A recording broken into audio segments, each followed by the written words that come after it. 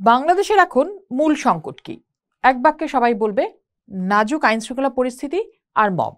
প্রায় প্রতিদিন কোথাও না কোথাও এমন ঘটনা ঘটছে যাতে আইনশৃঙ্খলা পরিস্থিতি যে দুর্বল সেই চেহারাটা সামনে আসছে। আচ্ছা, একটু ভাবুন তো, কেন এই জটিল পরিস্থিতি তৈরি হলো? এই বছরের মে জুন মাসে তো আমরা দেখছিলাম দেশ বেশ নির্বাচনের পথে হাঁটছিল, দলগুলো প্রস্তুতিও নিতে শুরু করেছিল নির্বাচনের। হঠাৎ করেই যেন সেখানে একটা দাড়ি পড়লো। কেন এমন হলো সেটা একটু খুঁজে চলুন। সংস্কার আগে না নির্বাচন আগে, এই টাগ অফ ওয়ার চলছে অন্তর্বর্তী সরকার দেশ চালানোর সুযোগ পাওয়ার পর থেকেই। ডিসেম্বরে নির্বাচনের দাবি প্রায় সব রাজনৈতিক দলের, কিন্তু দু তিনটি দল সংস্কার আর বিচারের আগে নির্বাচনের আলাপ দিতে চায় না। এ নিয়ে গত 10 মাস ধরেই চলছে নানা হিসেব নিকেশ, বিশ্বাস অবিশ্বাস আর ষড়যন্ত্রের সূত্র খোঁজা। লন্ডনে প্রধান উপদেষ্টার সাথে তারেক জিয়ার মিটিংয়ে ফেব্রুয়ারিতে নির্বাচনের ঘোষণার একটা সম্ভাব্য তারিখ পাওয়া যায়। সেই তারিখের পর কিছুটা আকাশের যে কালো মেঘ জমেছিল সেটা কাটতে শুরু করলো। কিন্তু তখনই আমরা দেখলাম বেশ কিছু রাজনৈতিক দল সরকারের সাথে বিএনপির এক ধরনের সমঝোতার ছায়া দেখতে পেল।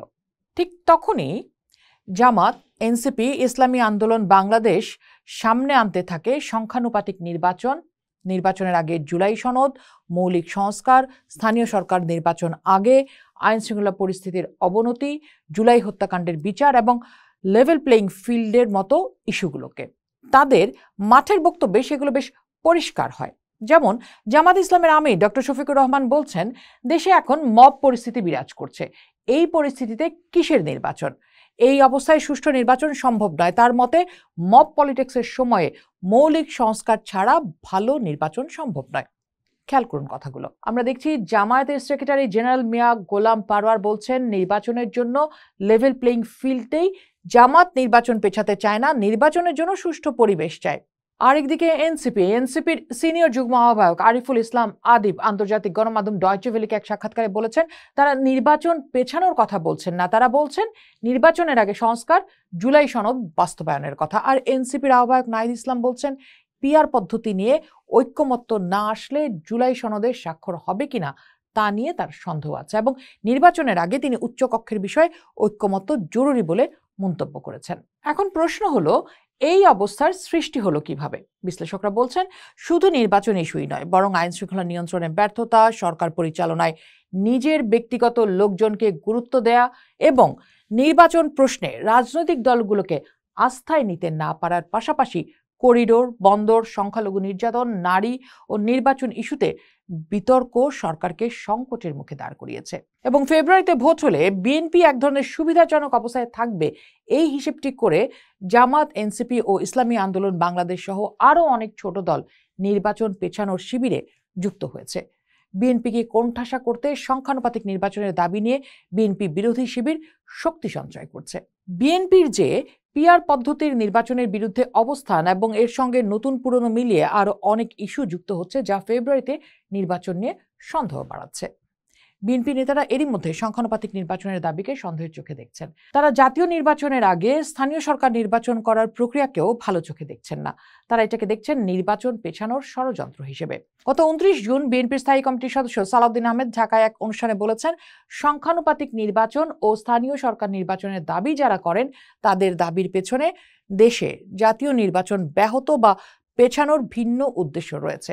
এই সন্দেহ উড়িয়ে দিচ্ছেন না রাজনৈতিক বিশ্লেষকরাও। যেমন ঢাকা বিশ্ববিদ্যালয়ের রাষ্ট্রবিজ্ঞান বিভাগের অধ্যাপক ডক্টর সাব্বির আহমেদ বলছেন, এখন আমার কাছে মনে হচ্ছে ফেব্রুয়ারি মাসে যাতে নির্বাচন না হয় সেজন্যই কিছু রাজনৈতিক দল নতুন নতুন ইস্যু নিয়ে আসছে।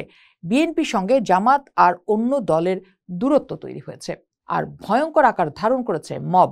তিনি মনে করেন এগুলো একই সূত্রে গাথা। ওই যে শুরুতেই বলছিলাম যে জামাত, এনসিপি সহ অন্যান্য রাজনৈতিক দলগুলো যে ইস্যুগুলো তুলছেন এই মুহূর্তে, তার পেছনে কোনো উদ্দেশ্য রয়েছে কিনা, যেমনটা এই রাজনৈতিক বিশ্লেষকও বলছেন।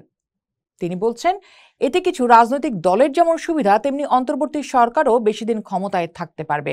সরকার যে আনুষ্ঠানিকভাবে নির্বাচন কমিশনকে ফেব্রুয়ারিতে নির্বাচনের কথা বলেনি, সেটাও একটা আশঙ্কা তৈরি করে। তার মতে নির্বাচনটা আশঙ্কার মধ্যেই পড়ে গেছে।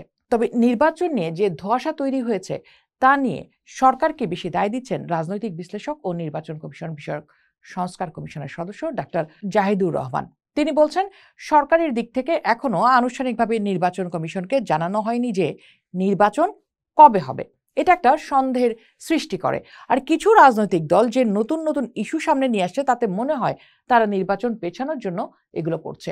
আমাদের কমিশন সংবিধান সংশোধন করা ছাড়াই যে প্রস্তাব পাঠিয়েছে সরকার, সেগুলো বাস্তবায়ন কেন করছে না সেটাও একটা বড় প্রশ্ন। তার মতে সরকারের মধ্যেও নির্বাচন নিয়ে একটা ঢিলেঢালা ভাব দেখা যাচ্ছে। তবে ডাক্তার জাহিদুর রহমানের মতে জামাত ও এনসিপি সহ যে রাজনৈতিক দলগুলো নানা ইস্যু তুলছে তা হতে পারে নির্বাচন পেছানোর জন্য। তবে এও হতে পারে তারা বিএনপির সঙ্গে এটা দিয়ে এক ধরনের দর কষাকষি করছে। তারা তাদের মাইলেজ বাড়াতে চায়, জনগণের কাছে তাদের অবস্থান তৈরি করতে চায়। এই প্রসঙ্গে সাবেক নির্বাচন কমিশনার জেসমিন টুলি গণমাধ্যমকে বলেছেন, এখন যে পরিস্থিতি, আমরা যেসব তথ্য পাচ্ছি, যেসব কথা শুনছি, তাতে ফেব্রুয়ারিতে যে নির্বাচন হবে তা নিশ্চিত করে বলা যাচ্ছে না। আবার যে হবে না তাও বলা যায় না। পুরোটাই এখন একটা ধোঁয়াশার মধ্যে। এমন পরিস্থিতিতে রাজনৈতিক দলগুলোর মধ্যে যখন এমন অবিশ্বাস ও সন্দেহ বিদ্যমান, আর নির্বাচনী নির্দেশ দানে নির্বাচন কমিশনকে সরকারের আলস্য আসলেই জনগণকে তীব্র ধোঁয়াশার মধ্যে ফেলে দিচ্ছে, যা অভ্যুত্থান পরবর্তী দেশকে মূলত কোথায় ঠেলে দিচ্ছে তা সামনের দিনে কেউ খুব পরিষ্কার দেখতে পাচ্ছেন না। পোস্ট দেখুন, ভাবুন, করুন,